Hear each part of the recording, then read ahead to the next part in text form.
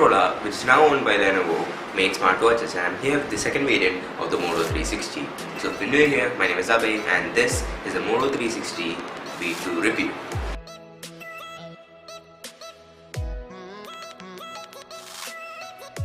The Moto 360 V2 screen has a higher pixel density than the first version, which extends to each of the new size variations. The 46mm watch measures in at 1.56 inches with a resolution of 360x330 and a 233 pixel per inch, while the 42mm watch has a 1.37 inch display with a resolution of 360x325 and a 263 pixel per inch. Gorilla Glass 3 protects the face from scratches and a thin bezel surrounds it. The small black bar hides multiple key sensors while providing space for the LCD to fold underneath to maintain the wearable's compact size.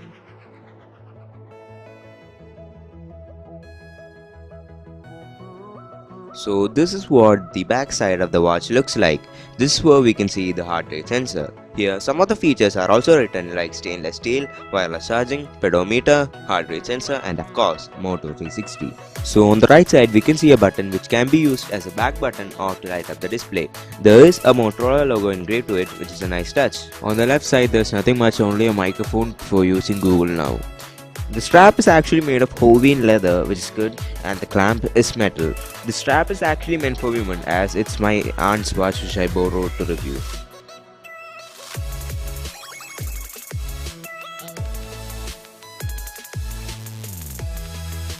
So now we're going to be checking out the software of the Moto 360. So this is how it powers on, and then there's a Motorola logo, and now there's an animation which is good looking.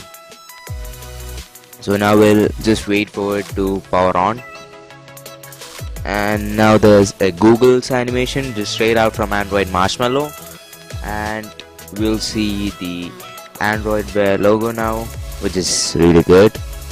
And here it is. Now we can just swipe up to see the various notifications, and we can swipe down to see the do not disturb mode and battery percentage, and you can just off it that way. And when you swipe to the right side we can see the various apps that are there, and if you just look closely there is the text side to that icon. You can just see here. We go to settings, and in settings we can adjust brightness, various brightness levels. We can't see in this because the camera is not picking up very nicely, and we can change anything, and gestures are really good, and you can swipe to the right to go back, which is a nice feature.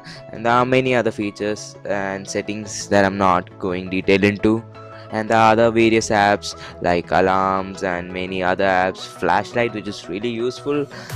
It's really useful, I gotta say, in a watch it's really useful. And also there are many other apps, there are other Moto apps which are really useful like health, fitness and many other things, heart rate sensing. It's really good. The software is really fast and fluid, and we can also play music directly from the Moto or from phone, which is a nice feature. Overall I'm happy with the software.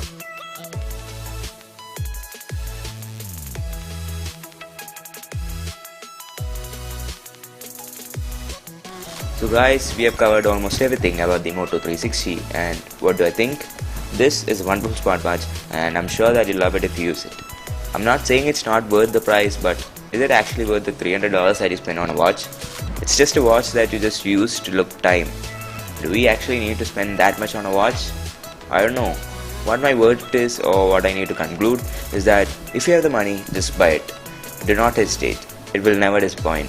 But just remember that we are not living in a world that costly smartwatches are necessary. You could always buy cheaper ones. So thanks guys for watching, and I'll see you in the next one. Bye.